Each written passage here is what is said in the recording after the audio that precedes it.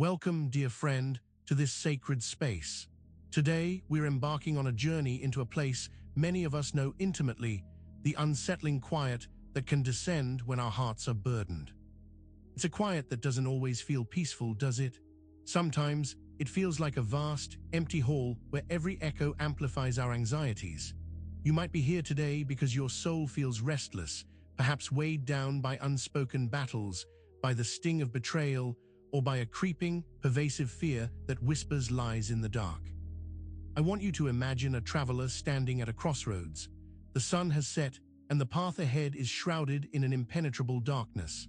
This traveler carries a heavy pack, not just with provisions for the journey, but with stones of worry, stones of past hurts, stones of future anxieties. Each stone is smooth from being turned over and over in their mind, but each one adds a tangible weight, pressing down on their shoulders, making their steps slow and their breath shallow. This is the feeling many of us have right now, isn't it? This immense weight, this struggle to simply move one foot in front of the other. Perhaps your stones are the harsh words of a loved one, the crushing disappointment of broken trust, or the gnawing fear of what tomorrow might bring. These aren't abstract concepts. They are real burdens that make our spiritual journey feel like an uphill climb in a hurricane. The silence around us, the lack of immediate answers, can feel like an absence of God, can't it? It's easy for doubt to creep in during these times, for our faith to feel like a flickering candle struggling against a rising wind. We yearn for a voice, a sign, a whisper of reassurance, but often all we hear is the amplified beating of our own anxious heart. And real quick, if you love Jesus and want to grow your faith, make sure to subscribe and hit the notification bell for more videos like this. Now let's keep going. But what if that silence isn't an abandonment, but an invitation? What if the stillness we perceive is actually a sacred space God is preparing for us, not to fill with noise, but to fill with His presence? Sometimes the Lord doesn't shout, He waits. He waits for us to acknowledge the weight we're carrying, to reach the end of our own strength, and to truly be ready to receive what He has for us. It's in these moments of quiet desperation that we might finally be willing to listen, truly listen, to the guidance that's always been there, just beneath the clamor of our own thoughts. The path ahead may still be dark, the burdens may still feel heavy, but in this quiet contemplation, a seed of hope can begin to sprout. It's the hope that even in the deepest silence, we are never truly alone. We are being held even when we feel adrift. The journey of faith is often marked not by thunderous pronouncements, but by subtle shifts in perspective, by the quiet unfolding of God's will within our waiting hearts. It is in this profound quietude that we can begin to discern a different kind of sound, a gentle stirring that promises something more. And sometimes, it's not the quiet that breaks us, it's the ache that follows. And somewhere in that ache, something sacred begins to stir. Imagine you're standing on the edge of a vast, turbulent ocean. The waves crash relentlessly against the shore, each one a manifestation of chaos and turmoil. You're not just observing it, you are the ocean. Your inner landscape mirrors this storm, a tempest of emotions, a maelstrom of conflicting thoughts, a crashing of hopes against the rocks of despair. This is where Psalm 55 finds us, in the heart of a profound emotional crisis. David, the psalmist, isn't just recounting a bad day, he's chronicling a soul laid bare, battered by the relentless onslaught of internal and external conflict. He speaks of the terrors of death and the anguish that have seized him, words that resonate deeply with anyone who has felt the crushing weight of overwhelm. He paints a vivid picture of feeling utterly alone, abandoned even by those he held closest. The pain of betrayal, the sharpness of treachery, these aren't minor inconveniences. They are deep wounds that fester and bleed into every facet of life. David cries out, "Oh, that I had wings like a dove, I would fly away and be at rest." Doesn't that strike a chord? That deep, primal yearning to escape the suffocating pressure, to find a place of peace where the storms of life cannot reach us. We've all felt that urge, haven't we? To just disappear, to find a safe harbor from the relentless waves of anxiety and fear that threaten to pull us under. But we can't always fly away. Our circumstances might not allow it, or perhaps, more truthfully, God's purpose for us lies not in escape, but in enduring, in leaning into the very storm that seeks to break us. David's cry is raw, honest, and powerful. It's the sound of a soul at its breaking point, a soul crying out from the deepest, darkest trenches of its experience. He doesn't sugarcoat his pain. He lays it all out, exposed and vulnerable. And in that raw honesty, there's a strange kind of comfort, isn't there? The comfort of knowing that we are not alone in our suffering. That even the most revered figures in Scripture have faced moments where escape seemed like the only viable option. He speaks of enemies surrounding him, of plots being hatched in secret, of voices rising in a cacophony of accusation and malice. It's enough to make anyone want to hide, to seek refuge in the deepest cavern, to pull the covers over their head and pretend the world doesn't exist.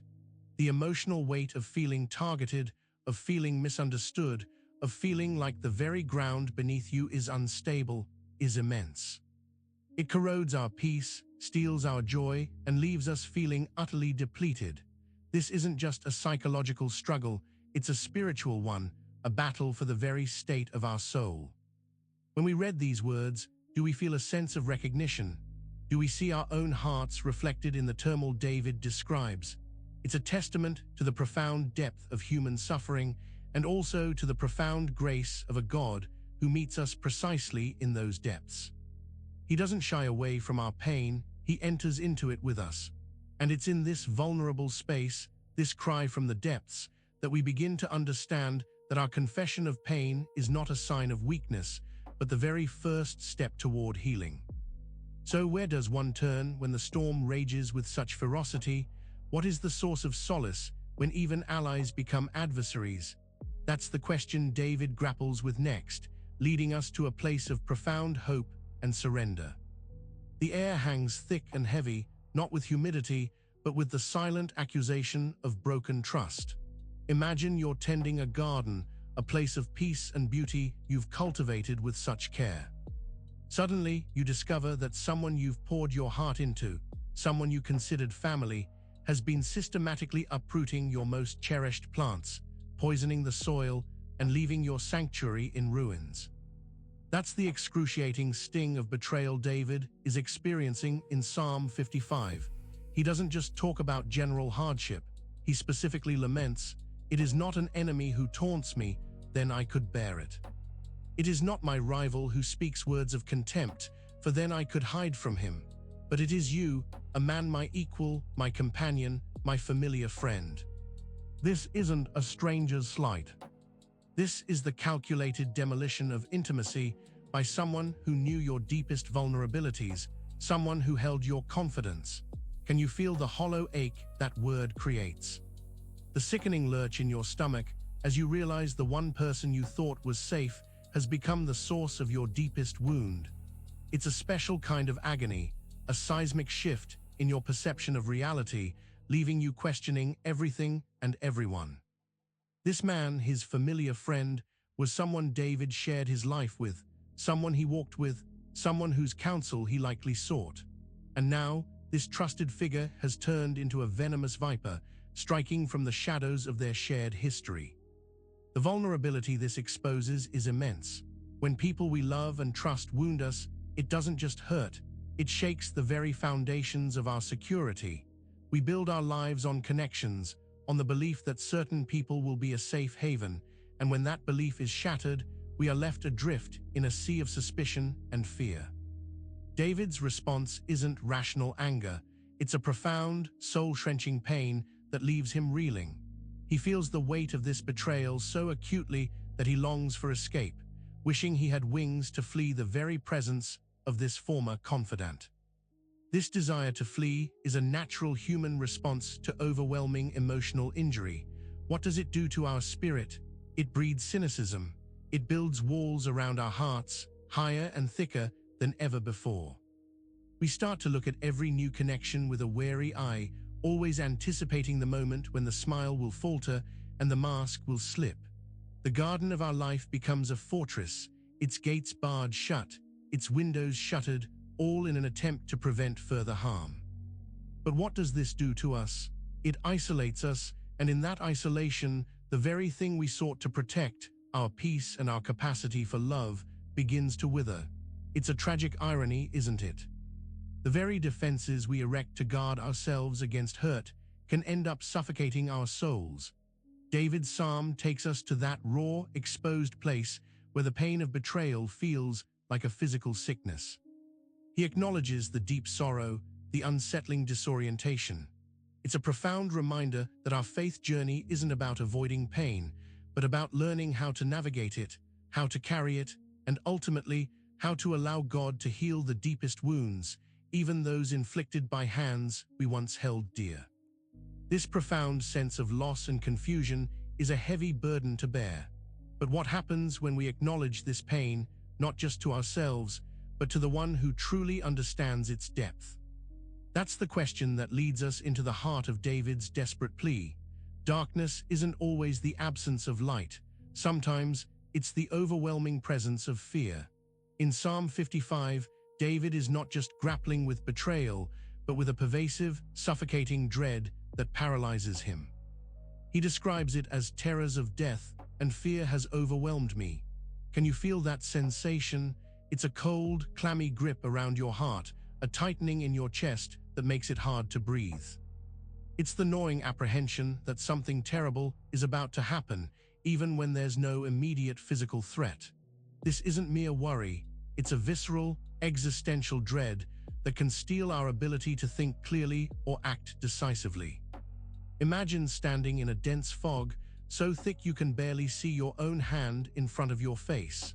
Every rustle of leaves, every distant sound becomes magnified, transformed into a potential danger. Your senses are on high alert, but your ability to orient yourself is gone. This is the landscape of fear.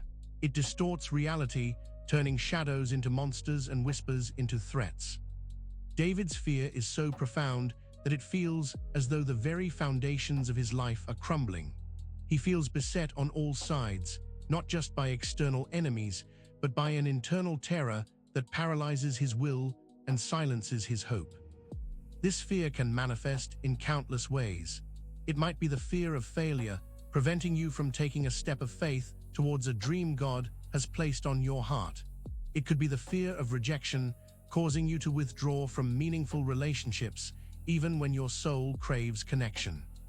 Or it might be the generalized anxiety that whispers, "What if?"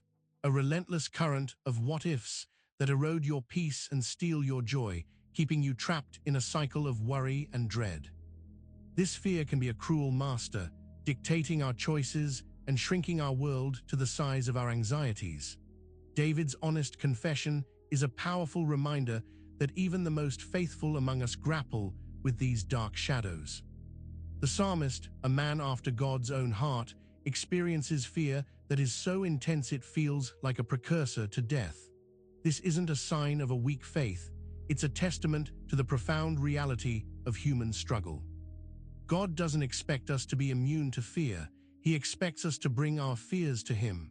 He knows the depth of our struggles, the weight of our anxieties, and the paralyzing grip of our dread. He sees us in the thickest fog, hears us even when our voice is reduced to a whisper. The presence of this fear can make us feel utterly alone, trapped in a personal nightmare. It isolates us, building invisible walls around our hearts and minds. We might try to push it away, to ignore it, to rationalize it, but often fear has a tenacious hold. It whispers that we are incapable of overcoming it, that this overwhelming dread is our permanent condition. But the scripture, even in its raw depiction of David's terror, holds out a flicker of hope, a promise that this fear, however potent, does not have the final word. What happens when we face this fear, not with our own strength, but by leaning on a power greater than ourselves? That is the critical turning point that Psalm 55 illuminates, compelling us to consider where true strength resides. "Oh, that I had wings like a dove," David cries out in Psalm 55. Have you ever felt that profound longing, that desperate yearning to simply escape the overwhelming circumstances, the emotional turmoil, the sheer weight of it all? It's a sentiment so deeply human, so relatable. It's the feeling you get when the pressure becomes too much, when the storms inside and outside rage with such fury that all you want is to be somewhere, anywhere else. This isn't a sign of weakness. It's an honest acknowledgement of our human fragility in the face of immense suffering. Imagine being caught in a powerful current, being pulled downstream against your will. You're struggling, you're fighting, but the water is relentless. All you can think about is reaching the safety of the riverbank, a place of stillness and security. That's the essence of David's longing for wings. He sees the dove, soaring effortlessly above the chaos, finding peace and freedom in the open sky. He wishes he had that same ability to transcend his present agony, to rise above the torment that has ensnared him. It's a beautiful metaphor for the soul's desperate search for peace and respite. This longing can manifest in many ways in our lives. It might be the urge to numb ourselves with distractions, to lose ourselves in endless scrolling on our phones, or to seek solace in temporary pleasures that offer fleeting relief but no lasting peace. It can be the desire to physically escape a difficult situation, a job, a relationship, a city, believing that a change of scenery will magically solve all our problems. While sometimes geographical shifts are necessary, the deeper longing is for an internal escape, a liberation from the anxieties and pains that reside within us. We are looking for a way out of our own hearts. David's plea isn't just about a desire for physical departure, it's about a spiritual and emotional yearning for rest. He's tired, he's wounded, he's overwhelmed by the cruelty and deception he's experienced. And in that exhaustion, the idea of being able to simply fly away offers a powerful, albeit unrealistic, image of freedom. It's the dream of shedding the burdens, of leaving the pain behind, and finding a place where the heart can finally breathe. This is where we often get stuck, isn't it? Fantasizing about an escape that feels impossible to attain, feeling trapped by the very reality we wish we could outrun. But here's the beautiful paradox. David utters this cry from the depths of his despair, and it is precisely in this honest expression of longing that he begins to pivot towards a different kind of solution. Because while we may not have wings like a dove, there is a power that can lift us, a force that can carry us above the storm. The very act of voicing our deepest desire for peace, of crying out for escape, is a step towards acknowledging our need for divine intervention. And it is in this vulnerable confession, this yearning for something beyond our immediate grasp, that the path to true refuge begins to open. So, when our own desire to fly away feels overwhelming, what anchor can we find in the midst of such turbulent waters? That's the essence of what we explore as we move deeper into this psalm. Imagine you are standing on a rickety bridge, swaying precariously over a deep chasm. Below, the darkness seems infinite, and the wind howls around you, threatening to tear you from your precarious perch. You've tried to balance, to brace yourself, to somehow find stability, but every gust pushes you closer to the edge. David, in Psalm 55, has reached this point. He's tried to hold on, to persevere, but the relentless onslaught of his troubles has brought him to a place where his own strength is insufficient. He cries out, "But I will call on God, and the Lord will save me." This isn't resignation. It's a deliberate act of faith, a courageous step onto an unseen path. This moment is a pivotal shift. For so long, David has described the external pressures and his internal turmoil. He's articulated the pain of betrayal and the crushing weight of fear. He's even expressed a desperate longing to escape. But now he articulates a concrete action, a conscious decision. He will call on God. This isn't a passive wish. It's an active choice born out of acknowledging his limitations and recognizing a higher power at play. It's like standing on that swaying bridge and deciding, "I can't do this alone. I will reach for the hand that is extended, even if I cannot see it yet." What does it mean to call on God in this way? It signifies a surrender of control. It's an admission that our best efforts, our wisest strategies, our most desperate pleas for escape are not enough to overcome the sheer magnitude of our struggles. It's like handing over the reins, trusting that there is a divine driver who can navigate the treacherous roads ahead. This act of surrender doesn't mean giving up, it means giving over. It's releasing the burden we were never meant to carry alone, trusting that the one who created us has the strength and wisdom to sustain us. Think about a child who has fallen and scraped their knee. They cry out not just in pain, but for their parent. They extend their arms, seeking immediate comfort and aid. That innate trust, that simple reliance, is what David is invoking. He's moving from describing his pain to declaring his belief in a divine solution. He's choosing to anchor himself not in the shifting sands of his circumstances, but in the solid rock of God's faithfulness. This decision to call on God can feel like an act of profound bravery, especially when fear and despair have tried to convince us that hope is lost. This prayer of surrender is not a one-time event. It's a stance, an attitude of the heart. It's the continual turning towards God, even when the storm appears to be winning. It's reaching out in faith, knowing that God's salvific power is not dependent on our strength or our deservingness, but on His infinite mercy and love. David's declaration is a beacon of hope, illuminating the path from despair to deliverance. It reminds us that in our weakest moments, when we feel most powerless, we are actually poised to experience God's greatest strength. So, what are the promises that accompany this act of calling on the Lord? That's where the Psalm's message becomes even more profoundly comforting. The Lord will save me.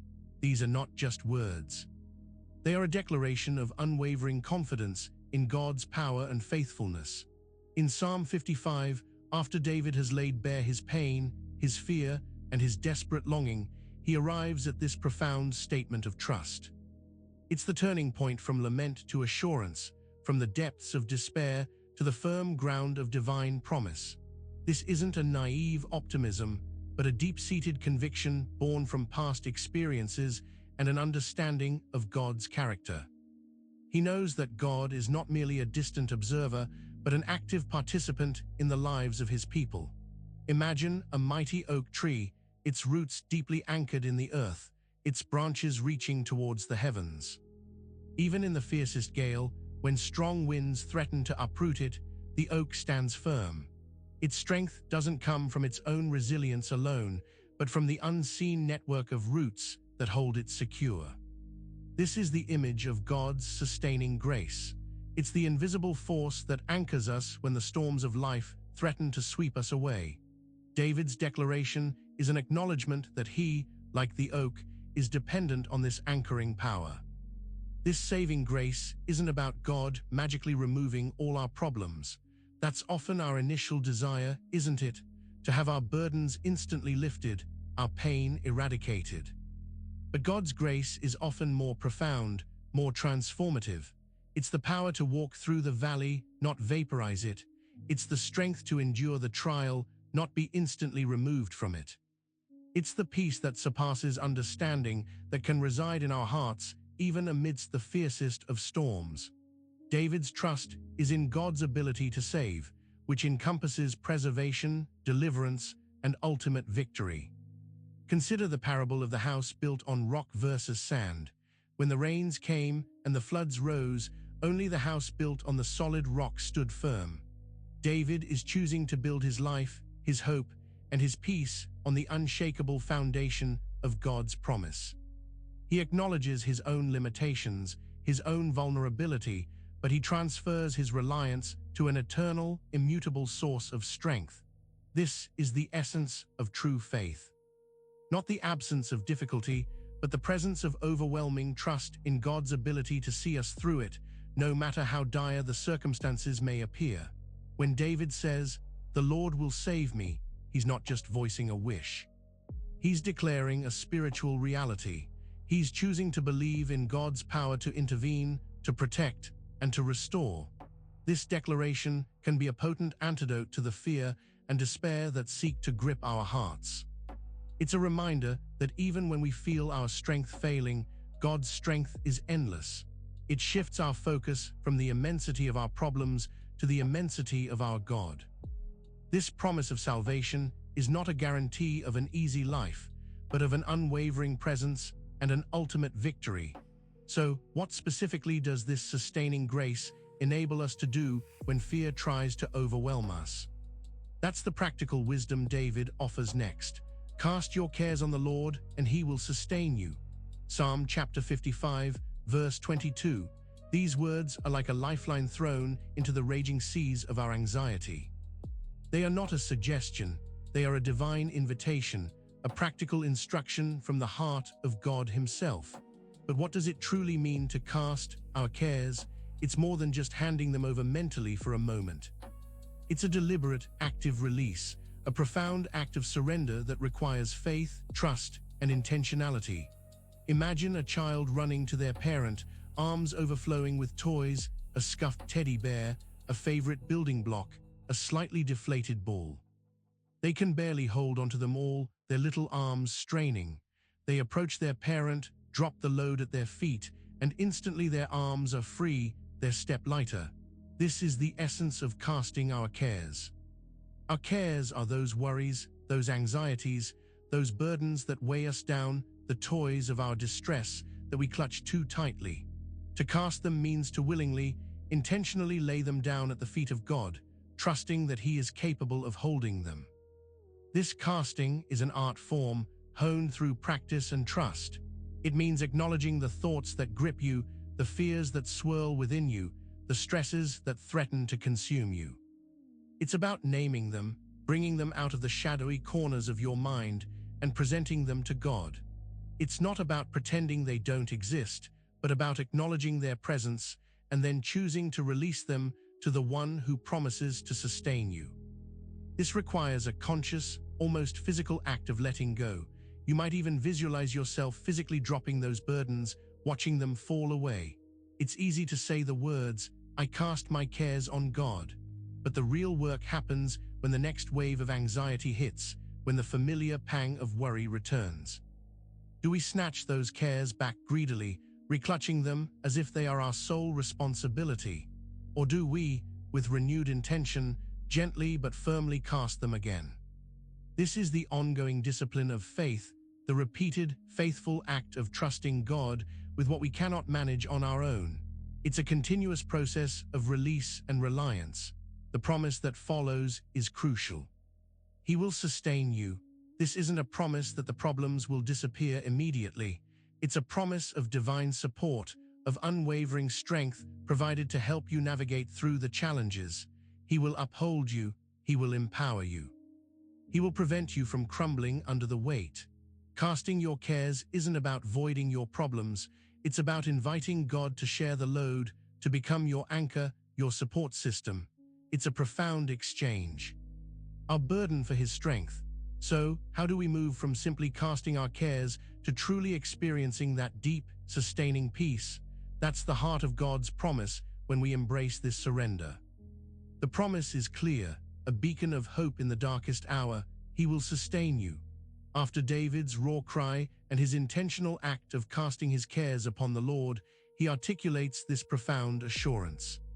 It's more than just a comforting thought. It's a cornerstone of faith, a declaration of God's unwavering commitment to His people. When we've laid down our anxieties, when we've intentionally released the burdens that threaten to crush us, we are met not with silence, but with the steady, unwavering support of our Creator. Imagine a sailor caught in a violent storm. The waves crash over the deck, the wind screams through the rigging, and the ship pitches and rolls with terrifying ferocity. In such moments, the sailor doesn't just brace themselves. They rely on the anchor. A well-placed anchor, plunged deep into the seabed, provides stability, preventing the ship from being swept away into the unforgiving open sea. This is what God's sustaining grace is for us. It's the anchor that holds us firm when the storms of life threaten to overwhelm us and drag us into the abyss of despair. This sustenance isn't about making life easy. It's about providing the inner fortitude to face life's challenges. It's the quiet strength that allows us to get out of bed in the morning when everything within us screams to stay hidden. It's the resilience that helps us face difficult conversations with courage, to persevere through setbacks with grace, and to find moments of peace even when circumstances are chaotic. It's a deep, abiding strength that originates from God's presence within us, His promises surrounding us, and His Spirit empowering us. Think about how a mother sustains her child. She nourishes them, protects them, comforts them, and guides them.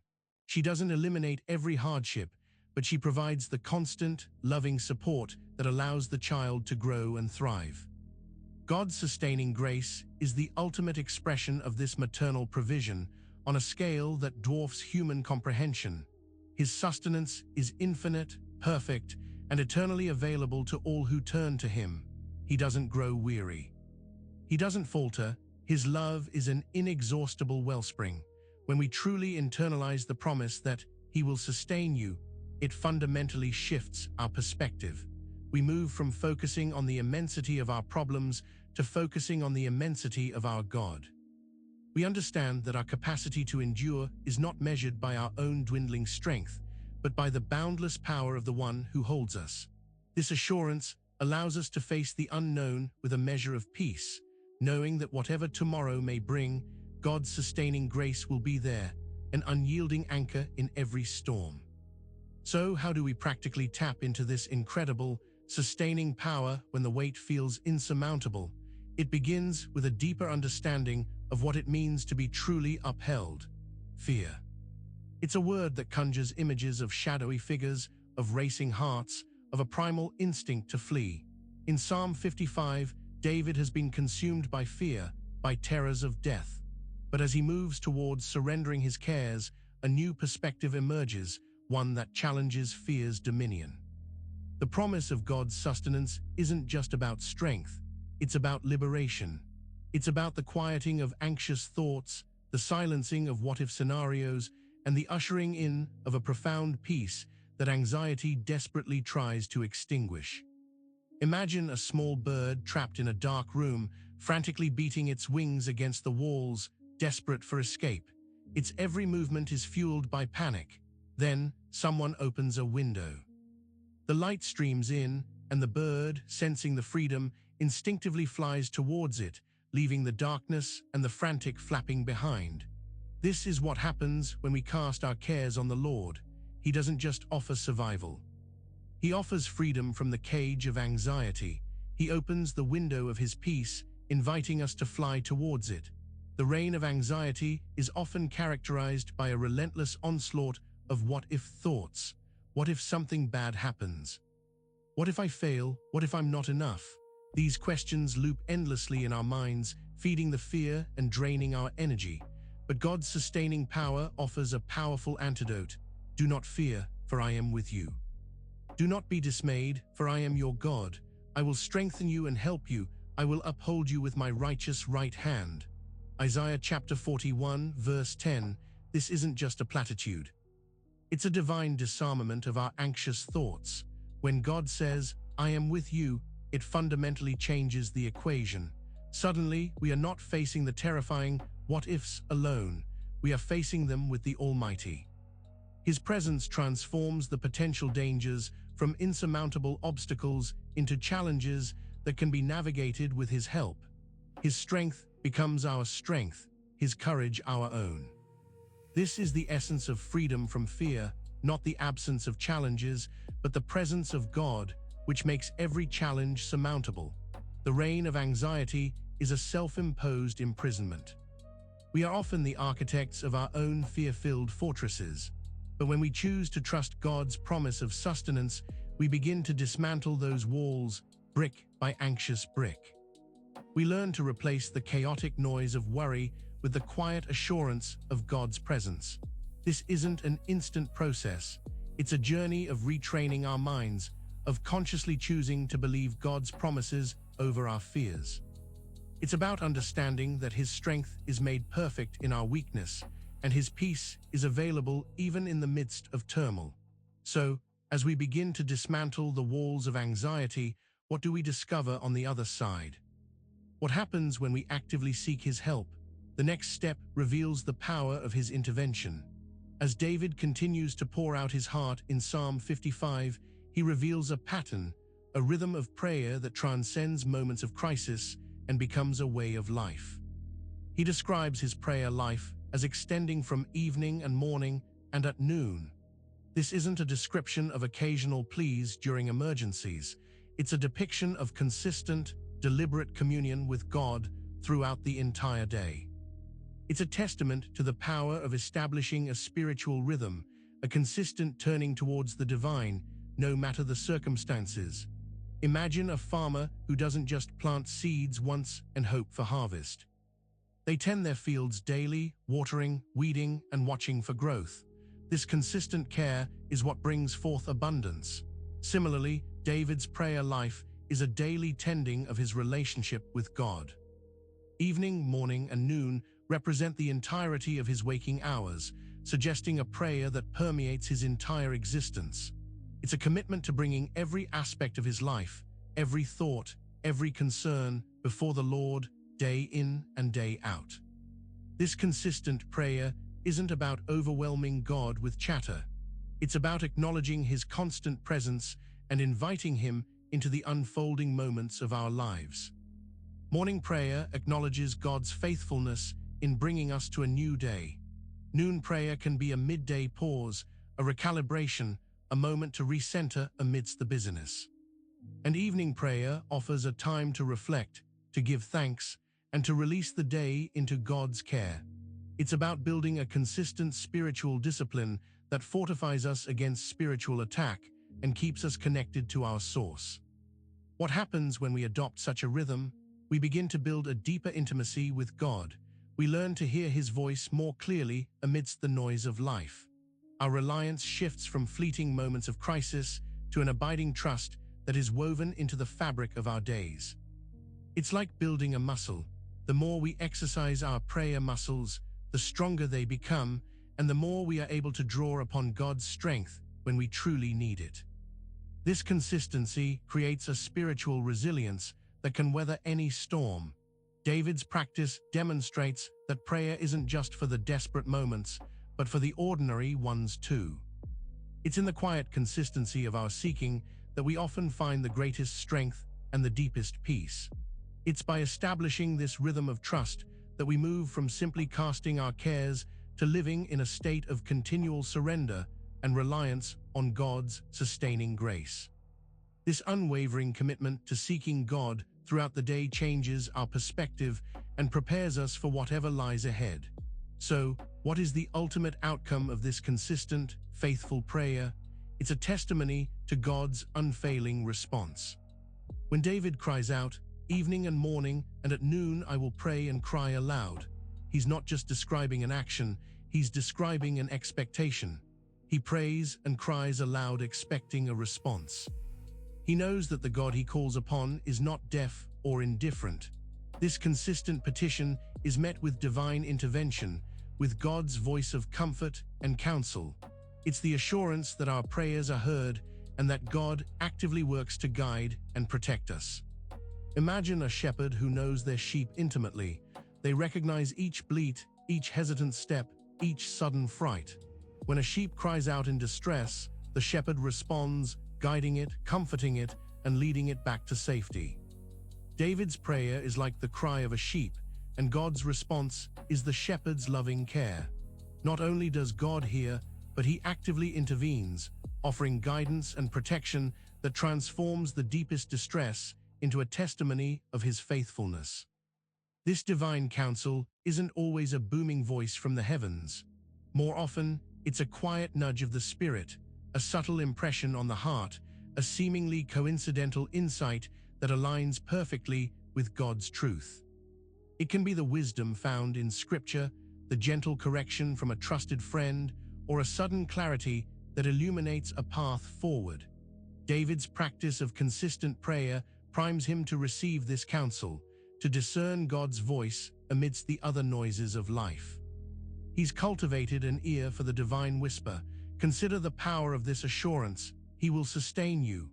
This sustenance is enabled by God's active presence and his willingness to communicate with us. He reveals the snares hidden in our path, the deceptions that seek to ensnare us, and provides the wisdom to navigate them.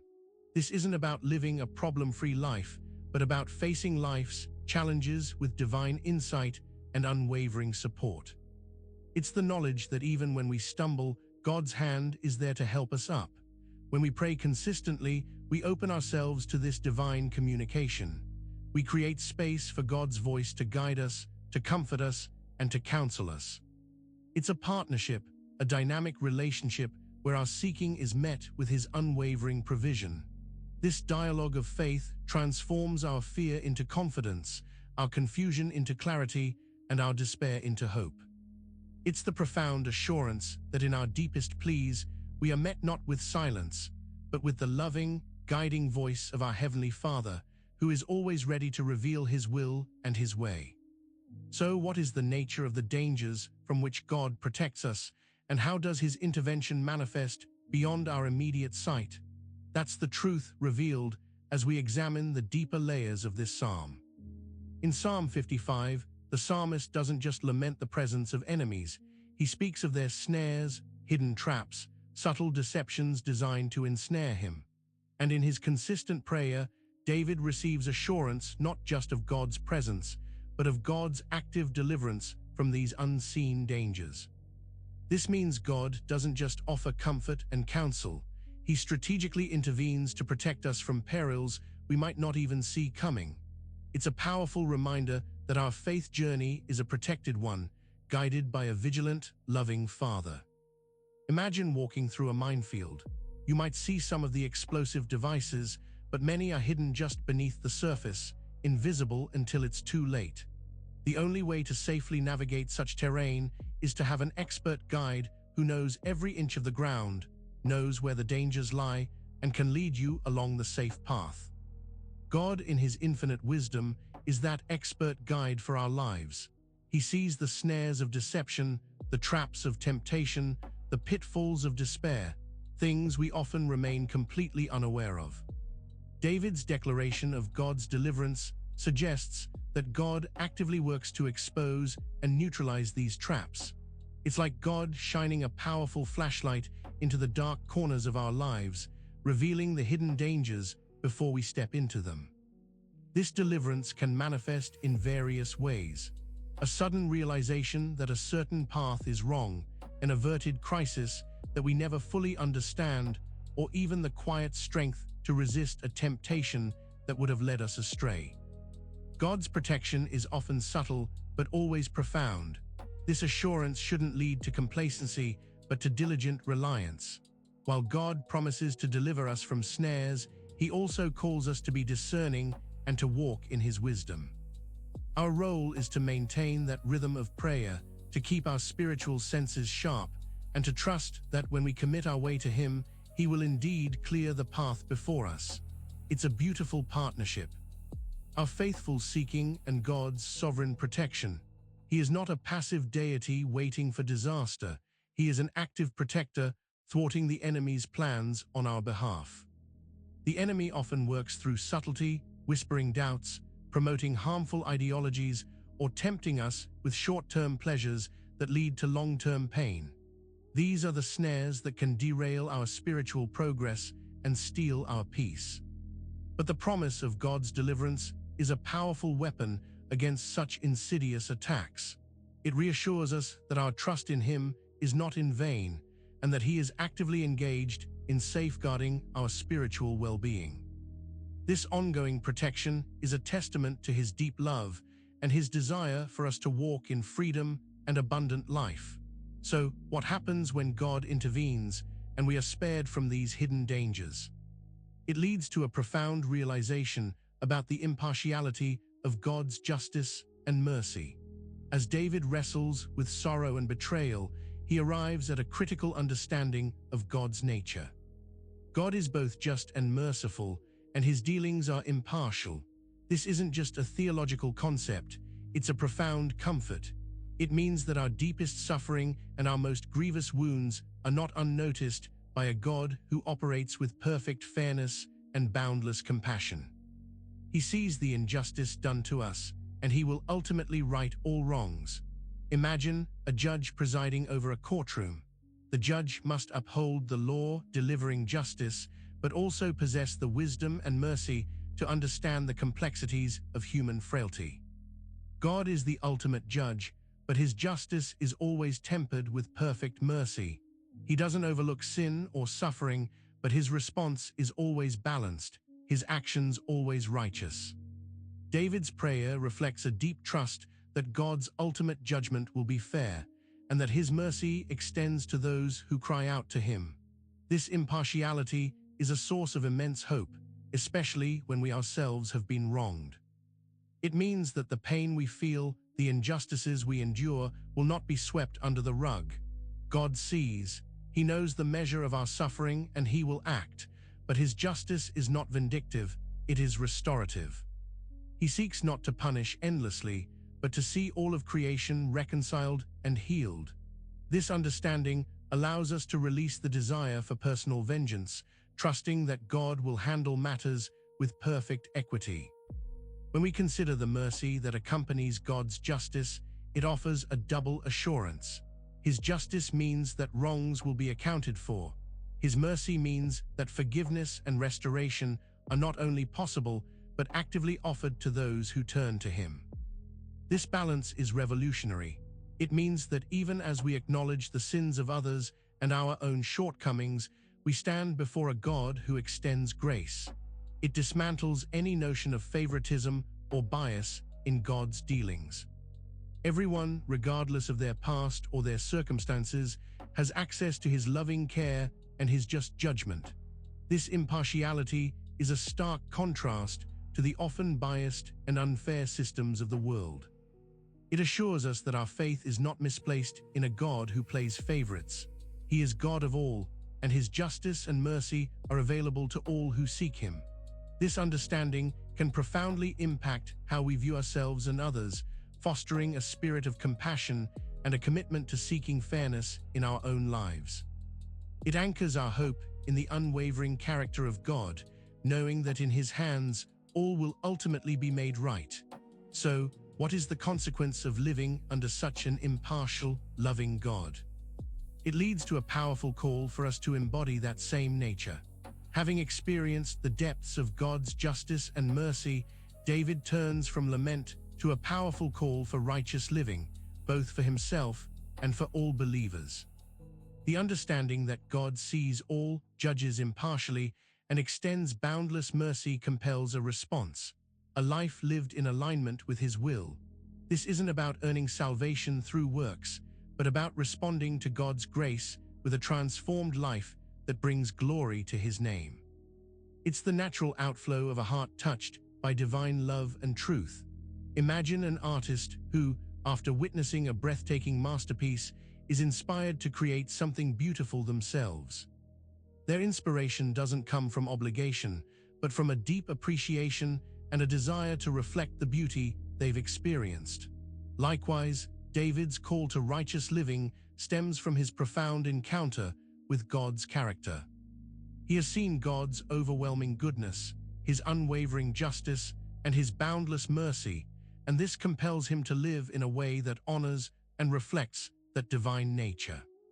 This call to righteousness is not a rigid set of rules designed to burden us, but a pathway to freedom and flourishing. It's about living in accordance with the principles of love, integrity, and compassion that God has revealed. It means striving to be honest in our dealings, kind in our words, and generous in our spirit.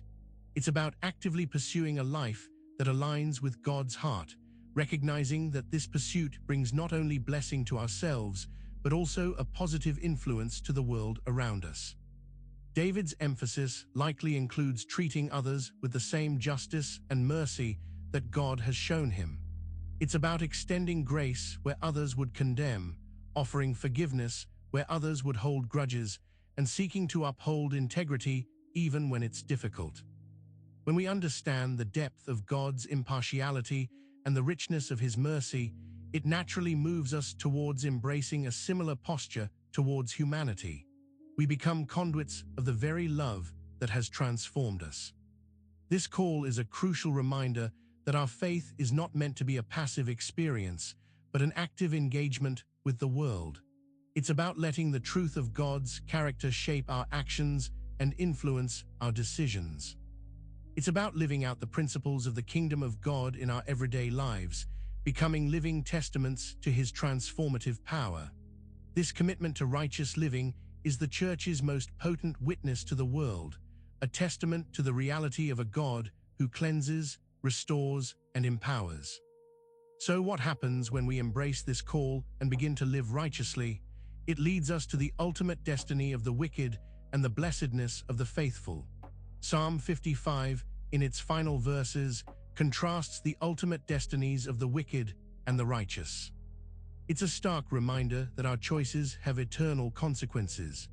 David, having explored the depths of his own struggles and the heights of God's grace, concludes with a powerful affirmation of God's ultimate sovereignty and the distinct paths set before us. It's a sobering yet hopeful conclusion, grounding our present struggles in the reality of an eternal perspective. Imagine two paths diverging at a mountain's base. One meanders through fertile valleys, bathed in sunlight, leading to vistas of breathtaking beauty. The other descends into shadows, its footing treacherous, leading to a desolate, barren land. These represent the paths of the wicked and the redeemed. The psalm doesn't shy away from the stark difference, it presents it as a certainty. The wicked, those who persist in their unrighteousness, will face a divine reckoning, a fate described as being cut off, separated from the life and presence of God. This isn't a threat of arbitrary punishment, but a consequence of rejecting God's governance and His grace. When individuals consistently choose darkness over light, rebellion over submission, they inherently move away from the source of life and goodness. The ultimate fate of the wicked is a natural, albeit tragic, outcome of such a trajectory. It's a separation from the very essence of life that God offers, a state of being cut off from His sustaining presence. Conversely, the psalm speaks of the blessedness of the redeemed, those who have cast their cares on the Lord, who have trusted in His deliverance, and who have committed themselves to His ways. For them there is not desolation, but a profound and lasting peace. They will not be cut off, they will be sustained. Their dwelling will be with God, an inheritance of joy and everlasting communion. This is the ultimate destination for those who have chosen faith over fear, surrender over struggle, and God's righteousness over self-will. This stark contrast serves not to instill fear, but to illuminate hope and offer sober clarity. It underscores the profound significance of the choices we make daily. Do we walk the path of self-reliance and rebellion, leading to separation? Or do we embrace the path of faith and surrender, leading to eternal life and communion with God? The psalm concludes by affirming that God's judgment is sure, but His promise of sustenance and everlasting life for the faithful is even surer. It is a powerful, final word of encouragement to remain steadfast. So, as we reflect on these contrasting destinies, what is the ultimate action we are called to take in response to such profound truth? It is the simple, yet powerful, act of bringing our petitions before Him. As Psalm 55 draws to a close, it leaves us with a profound insight into the nature of our relationship with God, the enduring power of petition. David, having navigated the tempest of his soul, has revealed the path from despair to deliverance. Yet the psalm doesn't end with a grand pronouncement of victory, but with a subtle yet profound instruction. Cast your cares on the Lord and He will sustain you. This verse, revisited as a concluding thought in some interpretations, or implied by the psalm's overall trajectory, emphasizes that this isn't a one-time act of faith, but a continuous, unfolding process. Imagine planting a seed.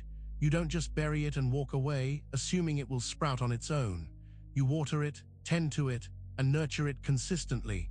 Persistent petition is the watering and tending of our spiritual lives. It's the ongoing act of bringing our needs, our fears, our hopes, and our desires before God. It's acknowledging that while God's promises are sure, our role is to actively engage with Him, to keep the lines of communication open, and to continually entrust our journey to His care. This isn't a burden, it's a privilege, an ongoing conversation with the God who deeply cares about every aspect of our lives. The psalm moves from David's distress to his trust, and then implies a life lived in that trust. This life is characterized by consistent turning to God, not just in moments of crisis, but as a daily practice. It's about recognizing that the same God who delivers from snares and sustains through storms is the God who hears our every whisper, our every cry, our every hopeful plea. This persistent petition isn't about demanding or manipulating God. It's about building a deep intimacy, a reliance that's so ingrained that seeking Him becomes as natural as breathing. When we engage in persistent petition, we reinforce the foundation of our faith. We actively choose to believe God's promises over our doubts. We train our hearts to find comfort and strength in His presence. This consistent act of turning to God cultivates resilience, enabling us to face life's inevitable challenges with a spiritual fortitude that cannot be easily shaken. It's the practice that underpins the assurance that He will sustain us, that He will uphold us, and that His ultimate justice and mercy prevail. This isn't about endless, anxious begging. It's about a steady, faithful dialogue. It's about saying, "Lord, I cast my cares on you. Thank you for sustaining me. I continue to trust you with this situation, with my family, with my future." It's a life lived in conscious reliance, a testament to the power of bringing our whole selves, our deepest needs, and our earnest hopes before the one who promises to hear and to sustain. So, as we conclude our journey through Psalm 55, carrying the weight of its truths, what is the ultimate invitation extended to us, not just from the psalm, but from the heart of God Himself? It is to step into a place of true rest, a peace that surpasses all understanding. As we arrive at the culmination of our exploration of Psalm 55, we are left not with a sense of finality, but with an invitation to a profound and abiding rest. David's journey through turmoil, betrayal, and fear has led him to a place of deep trust and unwavering reliance on God. The Psalm's powerful declaration, "Cast your cares on the Lord and He will sustain you," naturally leads us to the ultimate promise of that sustenance. A divine rest that transcends our circumstances. Imagine a weary traveler, their boots worn thin, their body aching, finally reaching a lush, shaded oasis after a long, arduous journey through a scorching desert. This oasis offers not just water, but cool air, soft ground, and the profound relief of stillness. This is the rest that God promises us. It's not merely the absence of problems, but a deep, soul-level peace that comes from knowing we are held, sustained, and loved by the one who orchestrates all things. It's a peace that can exist even in the midst of ongoing life challenges. This promise of rest is interwoven with God's sustaining grace. When we cast our cares upon Him, we are not just handing over our burdens. We are actively choosing to enter into His rest. This rest is found in trusting that He is in control, even when our circumstances suggest otherwise. It's in the quiet assurance that our struggles, our anxieties, and our pains are not borne alone. God Himself is our sustainer, our anchor, and our secure refuge. The biblical concept of rest is not idleness, but a state of secure confidence and peaceful reliance on God. It's the ability to cease striving, to let go of the exhausting effort of trying to manage everything ourselves, and to instead lean into the strength and peace that only He can provide. This rest infiltrates our thoughts, quiets our fears, and transforms our perspective. It allows us to breathe deeply, to find moments of joy, and to face each day with a renewed sense of purpose and serenity, knowing that our ultimate hope is not in our own strength, but in His unfailing power. When we embrace this promise of rest, we begin to live from a place of overflow, not depletion. Our interactions become more gracious, our decisions more clear, and our overall spiritual well-being is deepened. It is the ultimate antidote to the burnout and overwhelm that so many of us experience. It's the divine invitation to lay down our heavy loads, to cease our anxious wrestling, and to enter into the profound, life-giving peace that is found only in Him. And as we prepare to transition from this rich exploration of Psalm 55, remember that this promise of rest is not a distant ideal, but a present reality waiting for us to claim it. And so, as we carry these truths forward,